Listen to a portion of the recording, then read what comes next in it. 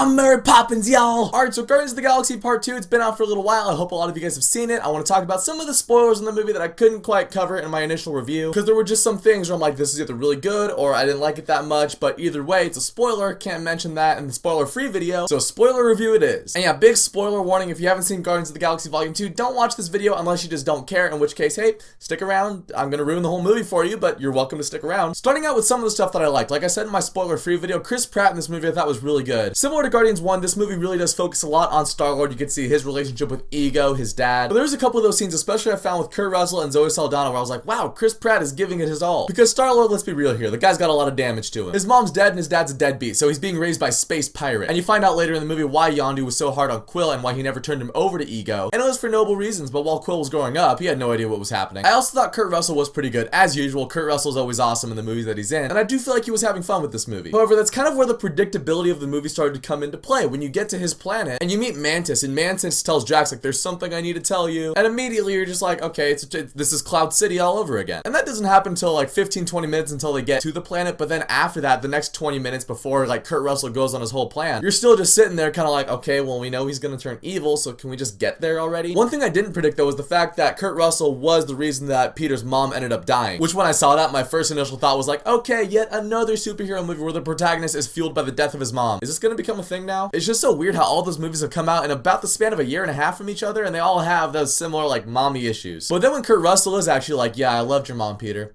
It's too bad I had to put that tumor in her brain. In my head, I'm just like, why would you tell him that? Yeah, he's under your evil spell and whatnot, but what if he snaps out of it like he did in the movie? It's kind of like when you're watching a horror movie and you're just like, don't go down that hallway, don't split up, you guys are gonna die. Or imagine in like Revenge of the Sith when Darth Vader comes up and he's like Frankenstein Darth Vader and he asks Sidious like, where is Padme? Is she safe? Is she alright? And also hypothetical situation where that theory that the Emperor killed Padme through the Force actually happened. Instead of the Emperor going, in your anger, you killed her. What if the Emperor was just like, yeah, I killed her, so come join me. You're already Darth Vader, so you might as well just be on my side. No, that would have been stupid. Darth Vader wouldn't have gone with Sidious. Or imagine him like the Lion King after Mufasa dies and Scar tries to pin it on Simba. When he's all, Simba, what have you done? Run away, Simba, never return. What if Scar just told Simba and the rest of Pride Rock, yeah, I killed Mufasa, but I'm your new king now, so here we go. No, that just wouldn't happen. We found out what happened when Scar was revealed as the true murderer and all the lines turned against him. I just thought it was stupid how Kurt Russell was like, yeah, I killed your mom, so still be on my side? Yes? Sure, it'll be cool. But then Star-Lord snaps out of it, and he just unloads his pistols at Kurt Russell, and now we have our end fight. An end fight which, okay, so Chris Pratt, before this movie came out, a couple months ago, he said that Guardians of the Galaxy Part 2, or Volume 2, I guess. Anyways, it's like the biggest spectacle movie that's ever existed. And while it's definitely not the best movie I've ever seen, I think I might actually agree with Chris Pratt, because this movie has a lot of really cool special effects. A lot of that came to play at the end, a lot of it came to play near the beginning. But I did think that the end fight in this movie was pretty sweet. Although that one scene when it was the giant ego head and he's talking to Peter Quill, I was like, I feel like I saw this before. Yeah, I think just the last time I saw it, it came out in November and they called it Doctor Strange. But now getting to the end of the movie, this is where I thought some of the jokes started to overtake some of the more emotional moments. Like when Quill is fighting with Ego and they're having that big cosmic battle and Peter summons Pac-Man and he like chomps away at Ego. That was set up in the movie, but still, I just felt like the joke was a little misplaced. Like again, with a Star Wars reference, imagine an Empire Strikes Back after Luke gets his hand cut off. Luke is screaming and then he goes, oh, now I know what that Wampa felt like. The joke just wouldn't have landed because that's like the emotional crux of the movie. Some of the David Hasselhoff stuff didn't really work for me, especially at Yondu's funeral at the end. Which, yeah, let's talk about Yondu a little bit, because Yondu was probably my favorite part of this movie. I thought he was fine in the first movie. He didn't really stand out much apart from that one whistle scene he had, but in this movie, he had more whistle scenes. And when him and Rocket teamed up, I thought that was really cool. He also delivered one of the funnier jokes in the movie with the whole Mary Poppins line. And he does end up going out in the end, which I got that spoiled for me. I was scrolling through a YouTube video. It wasn't even anything to do with Guardians of the Galaxy, but someone in the comments was just like, yeah, Yondu dies. So going into the movie, I was like, okay, maybe they were just making that up. And then in Yondu's like first scene when Stallone's all, you're never gonna get a Ravager funeral, I was like, yep, Yondu's toast.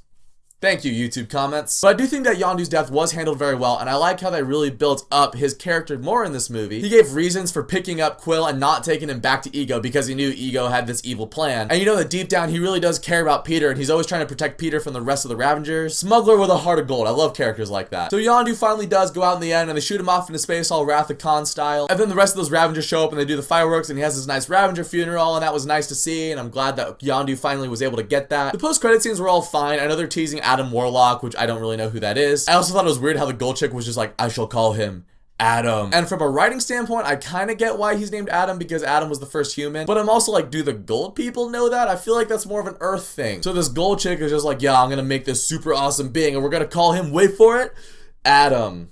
Yeah, you like that name, don't you? I don't know, it just felt weird. The Stallone scene was okay. Miley Cyrus had a little cameo in that, apparently. My favorite post-credit scene was actually probably the Stan Lee one, because there is that theory like Stan Lee is one of the Watchers, and when Stan Lee's cameo happened in the movie and he's telling his stories all to the Watchers, I thought that was really funny. I don't know if they're just teasing that as a joke, but it's in the movie, so it's like MCU canon now. So I think Stan Lee is, if he's not a Watcher, he's tied to the Watchers somehow. They didn't have to do that, but they did, and I thought it kind of worked. So at the end of the day, Guardians of the Galaxy 2, it didn't really wow me. There was a couple things in there that I did really like Chris Pratt, like Kurt Russell. Like the action when it's going down, I thought was really sweet. But I thought some of the jokes didn't land. A lot of the stuff with Kurt Russell was really predictable. So I'm really just reiterating what I said in my last review. But that's the whole point of this review, is just to basically reiterate myself, but with more spoilers. So if you've seen Guardians of the Galaxy 2, now with spoilers, let me know what you thought of it down in the comments. And thank you so much for watching this video. If you guys liked it, you can click subscribe and check out some of my other videos. And I'll catch you guys next time.